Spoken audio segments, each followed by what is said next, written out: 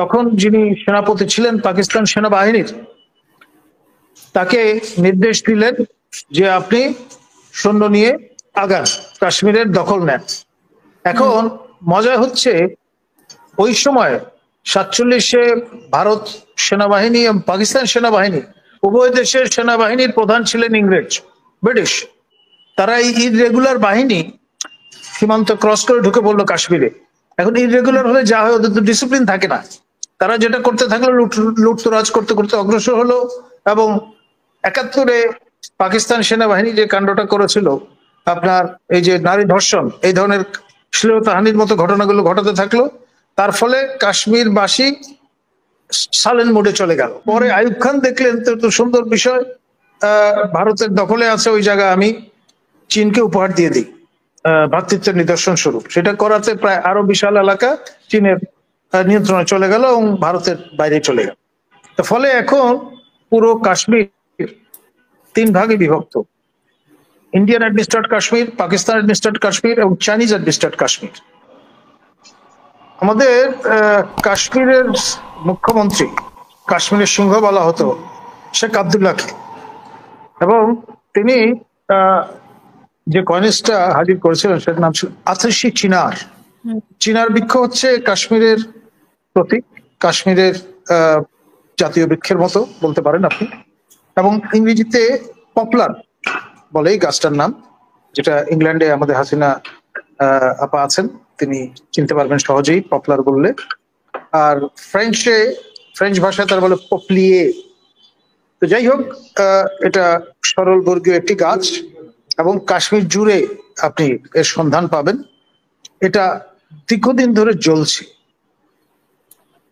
ঘটনার শুরু আপনার সেই রঞ্জিত সিং এর আমল থেকেই। তারপর থেকে ক্রমে আমরা দেখেছি এই যে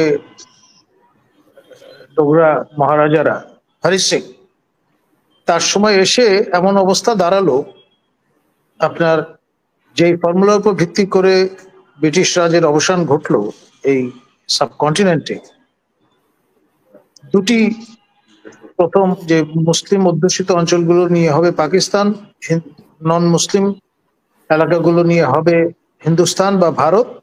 আর তৃতীয় যে অপশনটি ছিল 580-এরও বেশি দেশীয় রাজ্যগুলোর জন্য, either to join Pakistan or to join India or to remain independent. Maharaja of Kashmir এই থার্ড অপশনটি বেছে নিলেন, হায়দ্রাবাদের নিজামের মতো।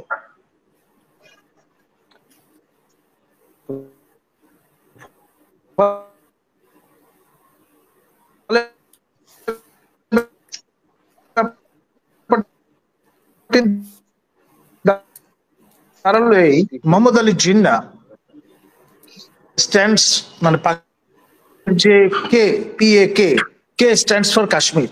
এটা যদি পাকিস্তানের না থাকে তাহলে তো নামকরণের সার্থকতা নিয়ে প্রশ্ন। তো তিনি তখন যিনি সেনাপতি ছিলেন পাকিস্তান সেনাবাহিনীর, তাকে নির্দেশ দিলেন যে আপনি সৈন্য নিয়ে আগান, কাশ্মীরের দখল নেন। এখন মজা হচ্ছে, ওই সময় 47-এ ভারত সেনাবাহিনী এবং পাকিস্তান সেনাবাহিনী উভয় দেশের সেনাবাহিনীর প্রধান ছিলেন ইংরেজ, ব্রিটিশ। তারা যেটা করলেন, they were loyal to the Viceroy of India, Lord Mountbatten. তো ফলে পাকিস্তানের সেনাপতি রিফিউজ করলেন তার সৈন্য নিয়ে অগ্রসর হতে।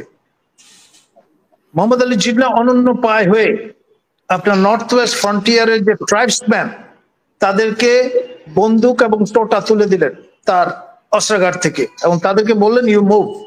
তারা এই ইররেগুলার বাহিনী সীমান্ত ক্রস করে ঢুকে পড়লো কাশ্মীরে।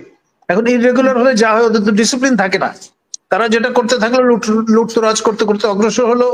এবং 71-এ পাকিস্তান সেনাবাহিনী যে কাণ্ডটা করেছিল, আপনার এই যে নারী ধর্ষণ, এই ধরনের শ্লীলতাহানির মতো ঘটনাগুলো ঘটাতে থাকলো। তার ফলে কাশ্মীরবাসী সাইলেন্ট মোডে চলে গেল। এবং যখন এই বাহিনী শ্রীনগর, যেটা কাশ্মীরের রাজধানী, মহারাজার প্যালেস যেখানে অবস্থিত, সেই পর্যন্ত প্রায় পৌঁছে গেছে, তখন সুযোগ বুঝে আপনার তখনকার ভারতের যিনি গভর্নর জেনারেল আপনার যাকে নিয়োগ করা হয়েছিল, প্রথম গভর্নর জেনারেল হলেন লর্ড মাউন্টব্যাটেন। আর আপনার মহাত্মা গান্ধী তো ব্যাক সিটে থাকা মানুষ, সামনে থাকলেন জওহরলাল নেহেরু। নেহেরুদের পূর্বপুরুষ যেহেতু আপনার সেই কাশ্মীর থেকে আগত, সেই কারণে ওই নস্টালজিয়া থেকে তিনি বললেন কোনো অবস্থায় কাশ্মীর ভারতের বাইরে দেয়া যাবে না। তিনি তখন মহারাজাকে বললেন যে আমি তোমাকে রেস্কিউ করতে পারি একটা শর্তে, তোমাকে অ্যাক্সেশন ট্রিটিতে সাইন করতে হবে, এবং তাহলে আমি 36 সেনা নামিয়ে দেবো, অর্থাৎ প্যারাট্রুপার নামিয়ে দেবো, প্রশিক্ষিত বাহিনী, তারা এই ইরেগুলারদের পিটিয়ে ওখান থেকে বের করে দেবে। মহারাজা অত্যন্ত না খেয়ে না থাকায়, তার কোন অপশন না থাকায় তিনি যেটি করলেন, বললেন যে কাশ্মীরের নিজস্ব ফ্ল্যাগ থাকবে, বৈদেশিক বিষয় এবং ডিফেন্স এই দুটো ছাড়া সকল বিষয় কাশ্মীর থাকবে স্বাধীন, তার নিজস্ব কনস্টিটিউশন থাকবে ইত্যাদি এইসব শর্ত দিয়ে। এবং নেহরু তো টার্গেট যে কোনো ভাবে কাশ্মীরে ফুটহোল্ড স্টাবলিশ করা, তিনি এসব শর্তে রাজি হয়ে গেলেন এবং তো হলো, এবং কাশ্মীর যোগ দিল অফিসিয়ালি ভারত ইউনিয়নে। আর ভারতীয় এই প্যারাট্রুপাররা এই মারধর শুরু করলো এই ইরেগুলারদের। এখন প্রশিক্ষিত বাহিনীর সঙ্গে তো ইরেগুলার ফোর্স যতই মানে সহ্যবীর্য থাকুক, তাদের পারবার কথা না। এমনি তাদের মরাল উইক হয়ে গেছিল লুপ্তরাজ করবার কারণে এবং নারীদের শ্লীলতাহানি ঘটনার কারণে। তো ফলে ব্যাপারটি যেটি দাঁড়ালো, আপনার এখন যেটি আমরা বলি লাইন অফ কন্ট্রোল, এই মুজাফরাবাদ, জম্মু, কাশ্মীর, এদিকে আবার বিষয়টা আরো কমপ্লিকেটেড হয়ে গেল। আপনার কাশ্মীরের মহারাজার আবার কতগুলো করদ রাজ্য ছিল বাল্টিস্তানে, ছোট ছোট রাজ্য, এই সামন্ত রাজ্য, এইগুলোকে সরাসরি পাকিস্তানের অ্যাক্সেশনের ট্রিটিতে সাইন করিয়ে নিলেন মোহাম্মদ আলী জিন্নাহ। তো ফলে এই বাল্টিস্তান পুরো এলাকাটা পাকিস্তানের হয়ে গেল, আজাদ কাশ্মীরের অংশ মিলে 1/3 অফ কাশ্মীর চলে গেল ইন এ ওয়ে পাকিস্তানের পজেশনে। আর বাই দ্যাট টাইম পাকিস্তানের ইংরেজ সেনাপতি তার সৈন্যবাহিনী নিয়ে এসে লাইন অফ কন্ট্রোলে হাজির হয়ে গেল। ইউএন এর ইন্টারভেনশন ঘটলো, ইউএনও তাদের পর্যবেক্ষক বসিয়ে দিল, ইত্যাদি ইত্যাদি। আর 62 যুদ্ধে তখন চাইনিজরা আবার আকসাই চীন দখল করে নিল।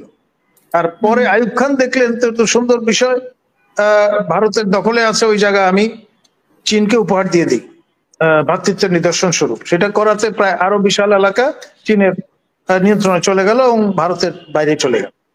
ফলে এখন পুরো কাশ্মীর 3 ভাগে বিভক্ত: ইন্ডিয়ান অ্যাডমিনিস্ট্রেটেড কাশ্মীর, পাকিস্তান অ্যাডমিনিস্ট্রেটেড কাশ্মীর এবং চাইনিজ অ্যাডমিনিস্ট্রেটেড কাশ্মীর। এখন 370 অনুচ্ছেদ বাদ দেওয়ার পরে ইন্ডিয়ান অ্যাডমিনিস্ট্রেটেড যে কাশ্মীরটা, সেটি আবার 3 ভাগে ভাগ হয়ে গেল। আপনার কেন্দ্রশাসিত অঞ্চল হিসেবে লাদাখ, তারপরে যেটাকে লিটল টিবেট বলা হয়ে থাকে, মালভূমি, দ্বিতীয়ত কাশ্মীর ভ্যালি মুসলিম অধ্যুষিত, তৃতীয়ত জম্মু যেটি হিন্দু প্রেজেন্স সম্পন্ন, এরকম একটি টেরিটরি।